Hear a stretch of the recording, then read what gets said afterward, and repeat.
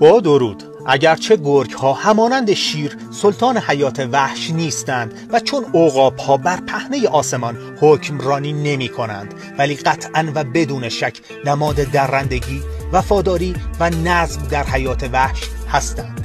اغلب گونه‌های گرگ از جمله گرگ‌های خاکستری همسرانی مادام العمر دارند و تنها بعد از مرگ جفت خود جفت دیگری رو اختیار می‌کنند.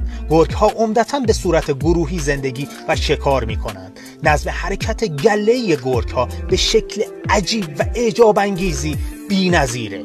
در جلوی گله گرگ‌های بیمار و ضعیف حرکت می‌کنند تا از گله جان نمونند و اگر دچار کمین درندگان دیگه‌ای شدند نقش پیشمردهای گله رو بازی کنند.